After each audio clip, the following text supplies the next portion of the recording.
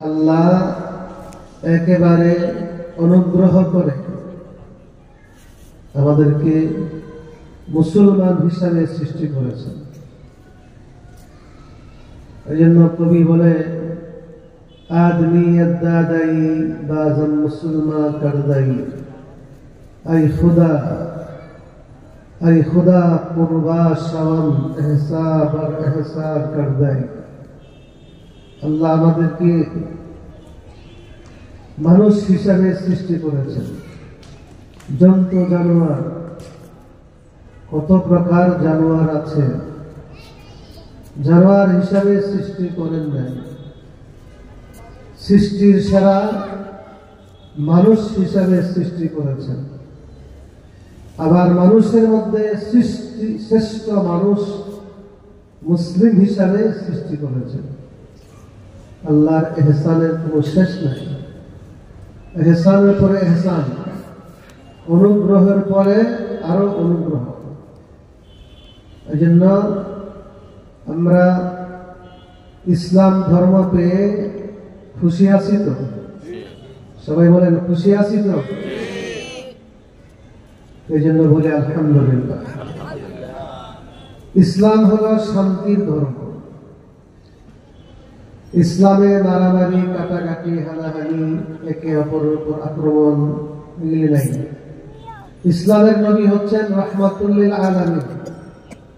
আল্লাহ ঘোষণা করেছেন, ওয়ামা আরসালনাকা ইল্লা রাহমাতাল লিল আলামিন। নবী আর কোনো কিছু নয়, একমাত্র বিশ্ব জগতের জন্য আপনাকে অনুগ্রহ হিসাবে, রহমত হিসাবে, দয়া হিসাবে সৃষ্টি করেছে। নবী গোটা রহমত, আইনা রহমত।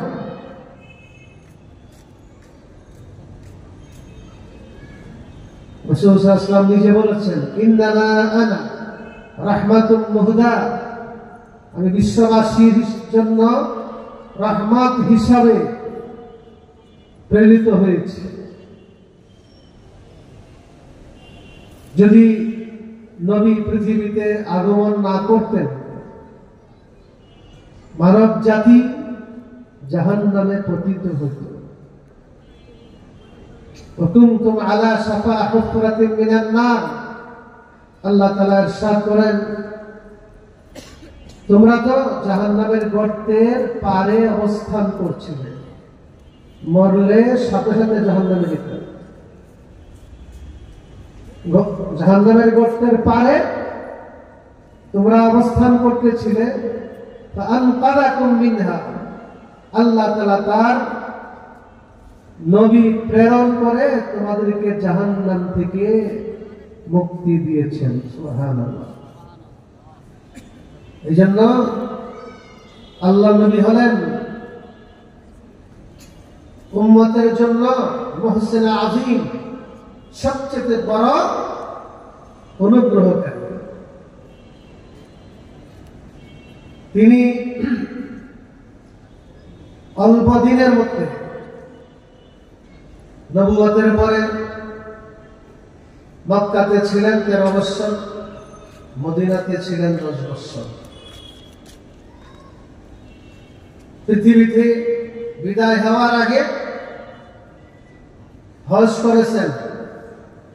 বিদায় হজে তিনি ভাষণ দিয়েছেন মানুষের জানমালের নিরাপত্তার জন্য।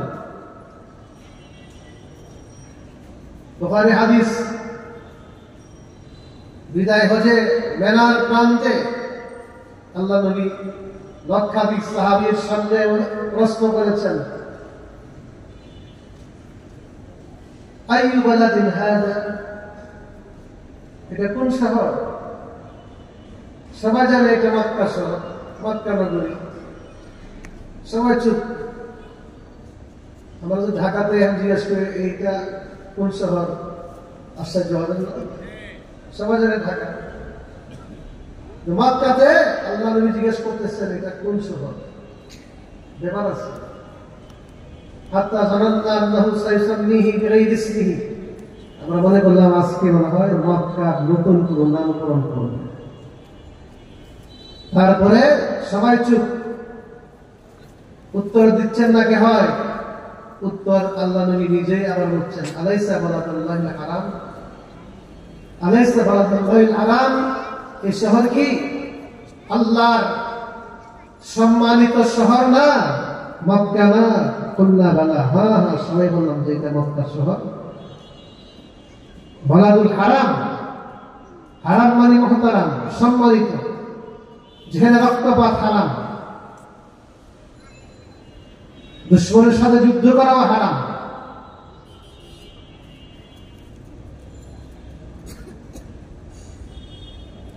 আইয়ু শাহরিন হাযা, দ্বিতীয় প্রশ্ন করলেন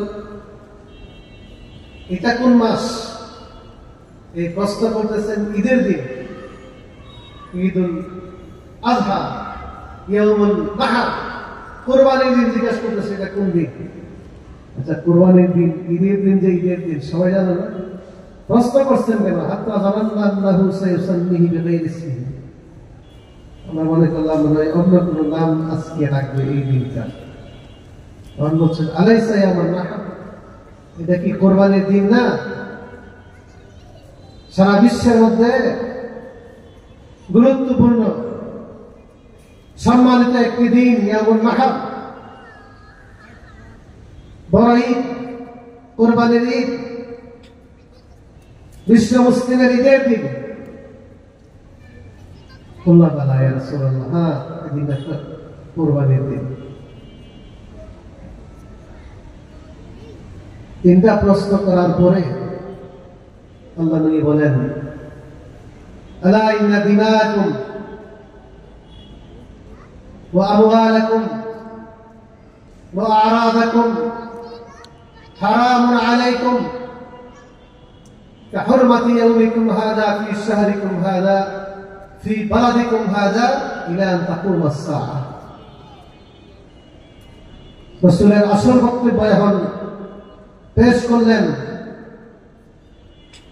আজকের দিন, কোরবানির দিন যেমন সম্মানিত,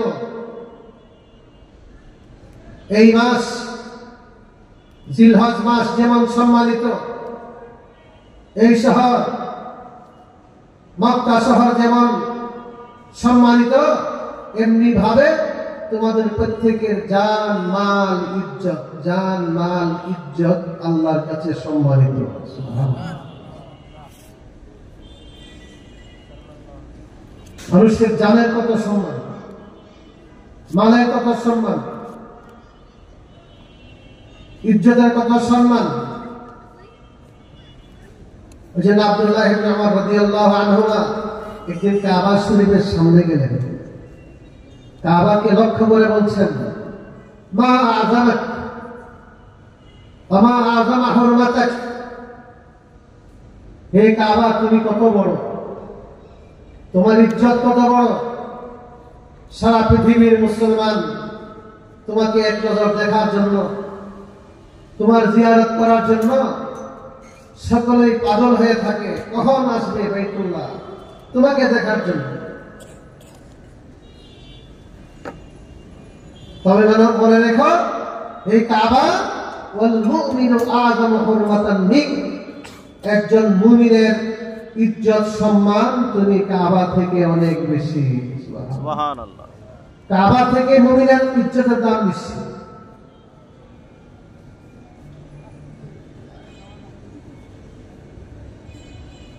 যেন মানুষের নিরাপত্তা, আজকে নিরাপত্তা হলো একটা দেশের মধ্যে সবচেয়ে গুরুত্বপূর্ণ বিষয়। রাষ্ট্র প্রশাসন যত ধরনের বাহিনী আছে, red, BGB, army, police, special force, কত প্রকার নিরাপত্তা বাহিনী, কত প্রকার গোয়েন্দা, সবার এক নম্বরের দায়িত্ব হল রাষ্ট্রের, সরকারের, প্রশাসনের এক নম্বর দায়িত্ব হল নাগরিকদের জানমালের নিরাপত্তা। ঠিক আছে, ঠিক। আমি খাবার খেতে পারি কি না পারি এটা বড় কথা না, আমি যেন নিরাপদে আমি আমার বাসস্থানে রাত্রি যাপন করতে পারি, নিরাপদে আমি যেন রাস্তায় বিচরণ করতে পারি, বাজারে চলতে পারি, আমার জান, আমার মাল, আমার ইজ্জত, এই তিনটা নিরাপত্তা সবচেয়ে গুরুত্বপূর্ণ। এই জন্য নবী করিম সাল্লাল্লাহু আলাইহি ওয়াসাল্লাম দুনিয়া থেকে বিদায়ের পূর্বে, এই বিদায় হজের কিছুদিন পরেই আল্লাহ নবীর ওফাত হয়ে যায়। এই গুরুত্বপূর্ণ ভাষণ দিয়ে গেছেন, বিদায় হজের ভাষণ, মানবাধিকার। আজকে মানবাধিকারের স্লোগান দিচ্ছে, সবচেয়ে বেশি মানবাধিকার প্রতিষ্ঠা করেছেন, বিধান চালু করেছেন রাহমাতুল লিল আলামিন সাল্লাল্লাহু আলাইহি ওয়াসাল্লাম। ইসলাম মানবতার ধর্ম, ইসলামের নবী মানবতার নবী, অধিকার বাস্তবায়নের নবী। প্রত্যেক নাগরিকের, প্রত্যেক শ্রেণীর যথাযথ অধিকার তিনি বাস্তবায়ন করেছেন। শ্রমিক বলেন, কর্মচারী বলেন, নারী বলেন, শিশু বলেন, এতিম বলেন, বিধবা বলেন, দুস্থ, দুঃখী, অসহায় মানুষ বলেন, সকলের অধিকার তিনি বাস্তবায়িত করেছেন, যা এই অল্প সময়ের মধ্যে এগুলি বলা সম্ভব না। আপনার অধিকার আছে, আমার অধিকার আছে।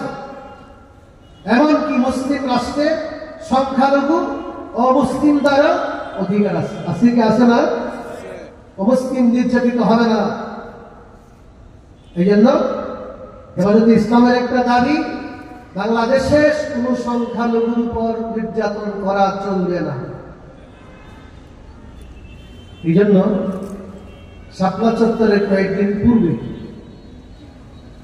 দৈনিক আমার দেশ পত্রিকার মধ্যে একটা প্রবন্ধ লিখছিল এক সাংবাদিক, হিন্দু সাংবাদিক, মুসলিম না, হিন্দু সাংবাদিক দিয়েছিল যে হেফাজতে ইসলাম, হেফাজতে ইনসান,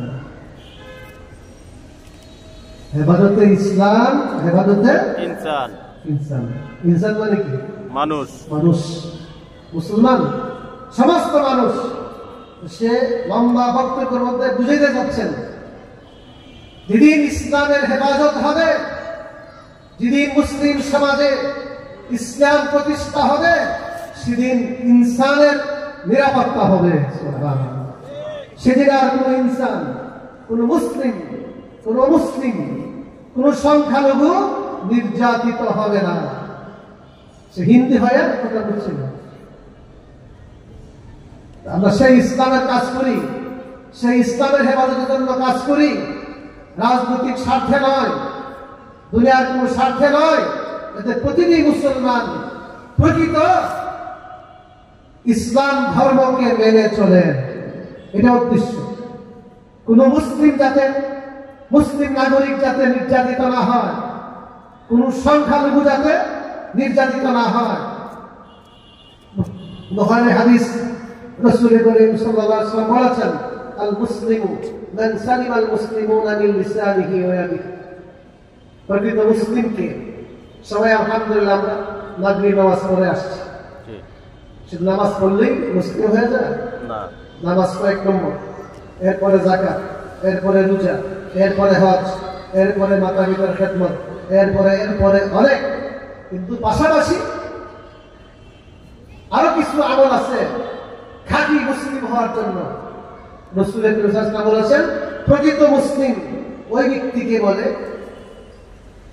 যে ব্যক্তির জবান থেকে এবং হাত থেকে সমস্ত মানুষ নিরাপদে থাকে। সুবহানাল্লাহ। এর মান সালিমা মুসলিমুন বলছে, কিন্তু এর অর্থ হচ্ছে মুসলিমুন বলছেন লিত্তাকরীম, লিত্তাযীম, না হয় ফুল মানবতা। গোটা মানব জাতি যার থেকে নিরাপদ থাকে, কোন মানুষ আক্রান্ত হয় না, কোন পথিক আক্রান্ত হয় না, কোন গরিব আক্রান্ত হয় না, যার দ্বারা কোন নিরীহ সমাজের দুর্বল আক্রান্ত হয় না, এমনকি কোন পশু পাখি, জন্তু জানোয়ার যার দ্বারা নির্যাতিত হয় না। ইসলাম তো শান্তির ধর্ম। আল্লাহ নবী রাহমাতুল লিল আলামিন। এক বুখারী হাদিস, ইন্না ইমরাআতান দাখালাতিন নারা ফি হিররাতিন। একটা মহিলা, তার ঘরে বিড়াল ছিল, বিড়ালের অধিকার নষ্ট করছে, বিড়ালের উপর জুলুম করছে, তার জন্য সে জাহান্নামে নিক্ষিপ্ত হয়েছে। বিড়াল অপরাধটা কি, জুলুমটা কি করেছে? রাবাতাতহা, বান দিয়া রাখছে। আচ্ছা, বান দিয়ে মনে হচ্ছে তো অশক্তি আছে, বিড়ালটা দুর্বল, তাহলে খাবার দো, ওলা আবাদহা, খাবার দিয়ে কত বড় নিষ্ঠুর। খাবার দো প্রাণী, আর খাবার না দিলে বান খুলে দাও।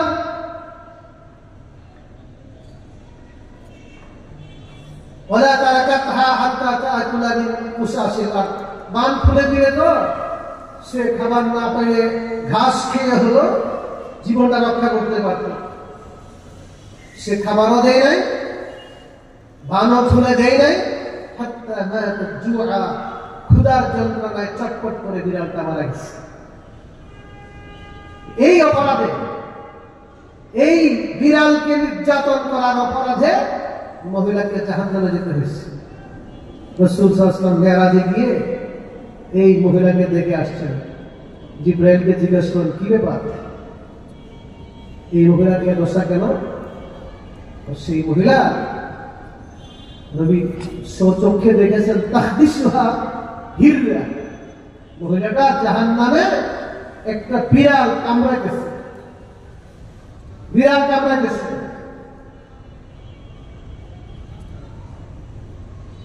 তখন এই কাহিনী বললেন, এই মহিলা এই বিড়ালের প্রতি দুনিয়াতে জুলুম করে আসছে, এই জুলুমের শাস্তি এই, তুমি যেমন তাকে জুলুম করে হত্যা করেছ, এই জন্য তোমার এই জুলুমের প্রতিশোধ দিচ্ছে সে বিড়াল। বিড়ালকে যদি নির্যাতন করার কারণে জাহান্নামে যেতে হয়, মানুষকে নির্যাতন করলে, একজন মুসল্লিকে নির্যাতন করলে, হত্যা করলে জাহান্নামে যেতে হবে কি হবে না? এর থেকে বড় আর পাপ হতে পারে না। একজন নবী, বুখারী হাদিস, যুদ্ধের ময়দানে গেছেন, দুপুরবেলা ক্লান্ত পরিশ্রম গরমের মধ্যে এক গাছের ছায়ার নিচে আরাম করতেছেন। গাছের নিচে ছিল এখানে পিপিলিকা, দিছে কামড়, লাগাদাত ইন্না নামলাতান লাদাকাত নাবিয়্যা। কারে? বিড়াল তার নবীকে চিনে না। আরে বিড়াল না, পিপিলিকা, পিপিলিকা নবীকে চিনে না, দিছে কামড়, নবীর উঠছে রাগ। আমি অনেকক্ষণ কষ্ট করে এসে বসলাম, কাম করা যাও, এই এই পিপিলিকার গর্ত কোথায়? পিপিলিকা একটু ঝাঁক বান্ধে একটা জায়গা থাকে।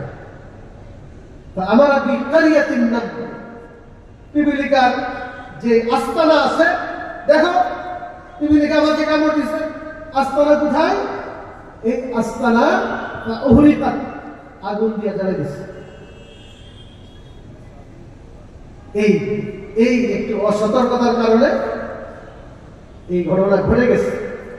বিড়ালে কামড় দিছে, আর এই পিপিলিকা একটা কামড় দিছে, এক বংশ জ্বালাই দিছে, সঙ্গে সঙ্গে অহিরাজ হয়ে গেছে। লাদাগাতকা নামলা আহরাকতা উম্মাতান মিনাল উমাম ফাহাল্লা নামলাতান ওয়াহিদা। নবী, আপনাকে কামড় দিছে একটা পিপিলিকা, আপনি ধ্বংস করছেন একটা জাতিকে, একটা সম্প্রদায়কে, একটা গোষ্ঠীকে, একটা আস্তানা জ্বালাই দিলেন। কাজটা ঠিক হয় নাই। হাল্লা নামলাতান ওয়াহিদা, আপনাকে একটা পিপিলিকা কামড় দিছে, আপনি একটাকে জ্বালাইতে পারতেন। শিক্ষা, পিপিলিকাকে উপর নির্যাতন করা চলবে না। এক, দুই নম্বর, পিপিলিকা আগুন দিয়া জ্বালাই দিছে। আগুন দ্বারা কোন প্রাণীকে, মানুষ তো দূরের কথা, কোন প্রাণীকে শাস্তি দেওয়া যায় না। লা ইউআযযিবু বিন-নার ইল্লা রাব্বুন নার, আগুন দ্বারা শাস্তি দিতে পারে একমাত্র আগুনের মালিক কে? আল্লাহ। আল্লাহ আগুনের দ্বারা জাহান্নামীদেরকে শাস্তি দিবে। দুইটা ঘটনা বললাম। নবীর কাছে ওহীর মাধ্যমে এতাব নাযিল হয়েছে, এতাব সতর্কবাণী।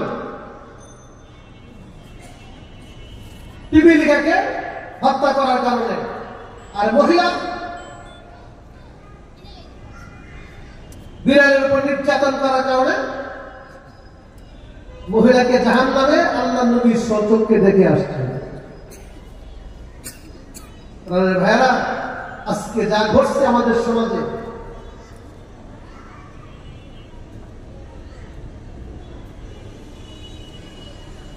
কালকে যে ঘটনা ঘটে গেল, এর প্রতিবাদ জানাবার, নিন্দা জানাবার ভাষা আমাদের কাছে নাই। কুফার কাফেররাও এ ধরনের আক্রমণ করে না।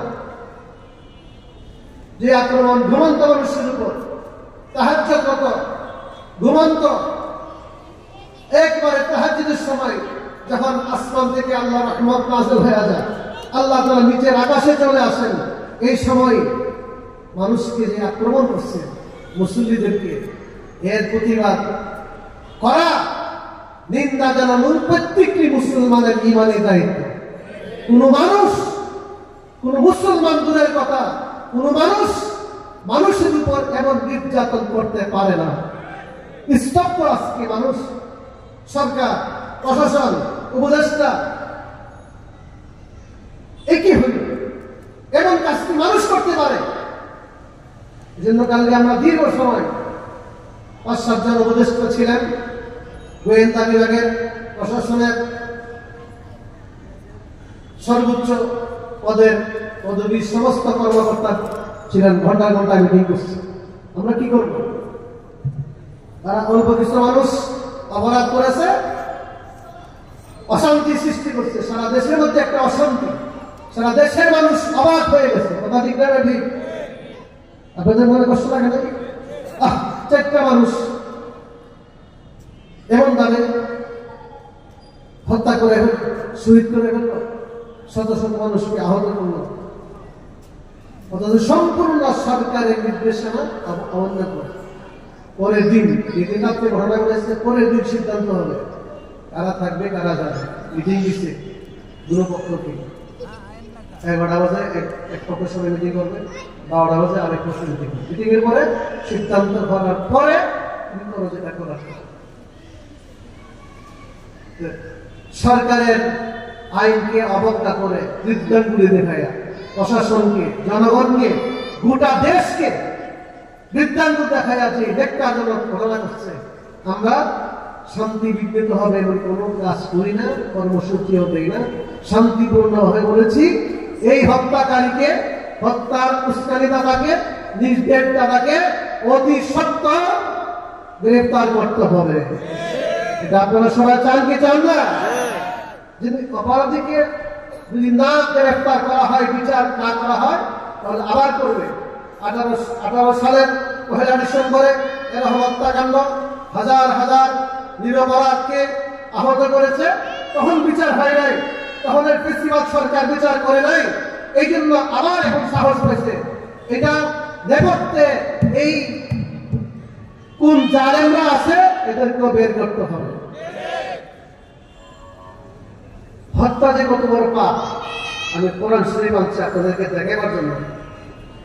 আল্লাহ তাআলা বলেন, وَمَن يَقْتُلْ مُؤْمِنًا مُتَعَمِّدًا فَجَزَاؤُهُ جَهَنَّمُ خَالِدًا فِيهَا وَغَضِبَ اللَّهُ عَلَيْهِ وَلَعَنَهُ وَأَعَدَّ لَهُ عَذَابًا عَظِيمًا।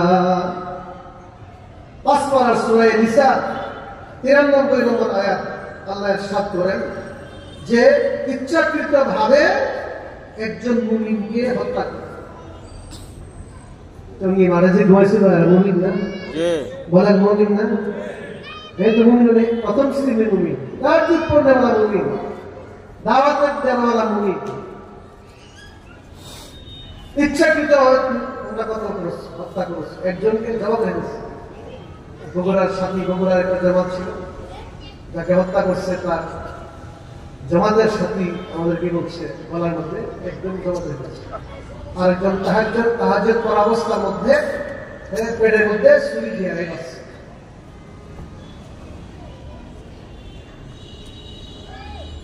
ইচ্ছাকৃত ভাবে একজন ইমানদারকে হত্যা করলে তার কি শাস্তি? আল্লাহ ডাইরেক্ট বলেছেন জাযাউহু জাহান্নাম, তার শাস্তি হলো জাহান্নাম। এক, খালিদান ফিহা, চির জাহান্নামী। দুই, ওয়াগাযিবাল্লাহু আলাইহি, তার উপর আল্লাহর গজব। ওয়া লা'না,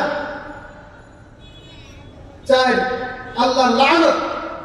ওয়া আ'আদ্দা লাহু আযাবান আযীমা, এবং তার জন্য আল্লাহ তাআলা মহাশাস্তি, কঠিন শাস্তির ব্যবস্থা করেছেন। হত্যাকাণ্ডের 5টা শাস্তির কথা এখানে বলছে। জাহান্নাম, 2 নম্বর চিরদিন থাকবে জাহান্নামে, 3 নম্বর আল্লাহর গজব, 4 নম্বর আল্লাহর লানত, 5 নম্বর মহাশাস্তি, কঠোর শাস্তি। এই আরেক জায়গায় বলেছেন من أجل ذلك كتبنا على بني إسرائيل أنه من قتل نفسا بغير نفس أو فساد في الأرض فكأنما قتل الناس جميعا. কাকে এটাই বলেছি উপদেষ্টাদের মিটিং এর সাথে, আমি এটাই বলেছি। সংক্ষেপ কথা হলো, যে ব্যক্তি একটা মানুষকে বিনা অপরাধে নির্দোষ কোন এক ব্যক্তিকে হত্যা করলে সে যেন গোটা মানব জাতিকে হত্যা করবে। একজনকে হত্যা করলে, আর যেখানে 4 জন হত্যা করা হয়েছে, আমরা পরিষ্কার বলেছি, কালকে বলেছি, কঠিন কর্মসূচি ছিল। তারা প্রশাসন, সরকার, অন্তর্বর্তী সরকার ওয়াদা করেছেন যে অতি দ্রুত তাদেরকে গ্রেফতার করা হবে। এখন আমরা খবর পাই নাই, গ্রেফতার না করলে আমরা কঠিন কর্মসূচি দিতে বাধ্য হব। এটা কোনো দল না, এটা মানবতার জন্য, দেশ রক্ষার জন্য।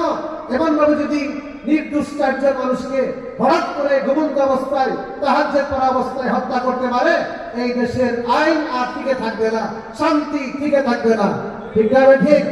দেশের শান্তি, শৃঙ্খলা, নিরাপত্তার স্বার্থে এদেরকে অতি দ্রুত গ্রেফতার করতে হবে। আপনারা চান কি চান না? অপরাধী যে হবে হোক তাকে ধরতে হবে, আইনের আওতায় আনতে হবে এবং দৃষ্টান্তমূলক শাস্তি দিতে। আল্লাহ রাসূল বলেন, আমি হাদিসটা বলে শেষ করতেছি, লা জাওয়ালুদ দুনিয়া আহওয়ানু আলা আল্লাহি মিন দামি মুমিন। আবু সাঈদ খুদরি রাদিয়াল্লাহু তাআলা আনহু এর রাওয়ায়াত, লা জাওয়ালুদ দুনিয়া আহওয়ানু আলা আল্লাহ মিন দামি মুমিন। একজন ঈমানদারের রক্তপাত থেকে, একজন ঈমানদারকে হত্যা করা থেকে পৃথিবী ধ্বংস হয়ে গেল আল্লাহর জন্য সহজ। পৃথিবীটা ধ্বংস হয়ে যায়, কিয়ামত হয়ে যায়, কিন্তু একজন মুমিনকে অন্যায়ভাবে জুলুম করে হত্যা করলে আল্লাহ তাআলা বরদাস্ত করেন না। সাবধান! হত্যা, মানুষকে কষ্ট দেওয়া, মানুষের ইজ্জত নষ্ট করা, নির্দোষ মানুষের উপর আক্রমণ করা অনেক মারাত্মক পাপ, অনেক বড় অপরাধ। আমরা সবাই থেকে বেঁচে থাকতে হবে। কয়জন মাস আমরা তো বলবো সারা দেশের ওই দলের লোকরা মাস প্রমাণ সবাই গেছে না? প্রত্যেক জেলা থেকে আসলে মাছ ধরে তোমার 20 তারিখ কর্তা, 20 তারিখ তো আগামী কাজ থেকে শুরু হয়। 20 তারিখ যদি সরকারি সিদ্ধান্ত হইতো যে 20 তারিখ থেকে তারা এখানে যাবে, তখন যদি মাঠ দেওয়া না হইতো, তখন জোর শক্তি দেখাইয়া তোমরা গেলে কেউ বাধা দিত না। তখন কেউ বাধা দিলে তখন তোমাদের দোষ থাকতো না। কিন্তু সিদ্ধান্ত হবে কালকে 18 তারিখ, আর তোমাদের ঘোষণা হলো তোমাদের ইস্তেমা করে জোর করে 20 তারিখ। তাহলে 17 তারিখ রাত্রে তোমরা এই কাজ পরিকল্পিত ভাবে দেশের বিরুদ্ধে একটা ষড়যন্ত্র, দেশের বিরুদ্ধে ষড়যন্ত্র দেশের সুনাম বিশ্বের দরবারে পূর্ণ হয়েছে। ঠিক না ঠিক? আল্লাহ রাসূল বলেন, একজন আসছে, দুইজন, নাকি 50,000, 50 লাখ বলেন, 50 কোটি বলেন? আল্লাহ রাসূল বলেন, তিরমিজির হাদিস, লাউ আন্না আহলাস সামা ওয়াল আরদ ইশতারাকু ফি দামি মুসলিম আও ফি কতলি মুসলিম লা আকাব্বাহুমুল্লাহু ফিন্নার। আসমানের সকল ফেরেশতা, দেখেন হাদিস, একজন মুমিনের জীবনের প্রাণের দাম কত, মূল্য কত। আসমানের সকল ফেরেশতা, জমিনের সমস্ত মানব একত্র হয়ে ঐক্যবদ্ধ ভাবে, আসমানের ফেরেশতা কি মানুষ হত্যা করে না? যদি আসমানের সকল ফেরেশতা, জমিনের সমস্ত মানুষ ঐক্যবদ্ধ হয়ে একজন মুসলমানকে হত্যা করে, তাহলে এই হত্যার দায়ে সবাইকে আল্লাহ জাহান্নামে নিক্ষেপ করবে। একজন না 5 জন না 50 জন না 50,000, সারা পৃথিবীর মানুষ, মনে করেন পৃথিবীতে বর্তমানে 700 কোটি মানুষ, 700 কোটি মানুষ। আসমানের ফেরেশতা কত আল্লাহ ছাড়া কেউ জানে না। সমস্ত ফেরেশতা, সমস্ত মানব জাতি মিলে যদি ষড়যন্ত্র করে একজন মুসলমানকে হত্যা করে, এই অপরাধের সবাইকে জাহান্নামে নিক্ষেপ করা হবে। কত বড় পাপ করা চিন্তা করে। তাফসীরের মধ্যে লেখে যে একজনকে হত্যা করলে সারা জগতের মানুষকে হত্যা করা হয়। এর কারণটা হলো, একজনকে হত্যা করলে এত বড় পাপ হয়, এত বড় পাপ হয়, এর চেয়ে বড় পাপ নেই। সারা মানব জাতিকে হত্যা করলে এর থেকে বড় পাপ হওয়ার কিছু নাই। একজনকে হত্যা করলে এত বড় পাপ। এই জন্য আমরা ইসলামের মূল বিধানগুলো আমরা মেনে চলব। মানুষ মানুষের জন্য, মানুষ মানুষকে সাহায্য করবো। ঠিক না ঠিক?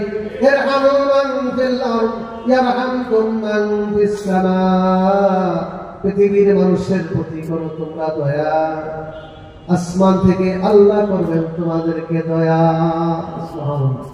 মানুষকে জুলুম নয়, অনুগ্রহ করো, দয়া করো, তোমার প্রতি আল্লাহ দয়া করবে। আর জুলুম করলে, আর মহাবিপদ। আল্লাহ কসম খেয়ে বলছেন জালেমের ব্যাপারে, ওয়াইজ্জাতি ওয়া জালালি লাআনতাকিমান্না মিনাজ জালিমি ফি আদিলিহি ওয়া আদিলিহি।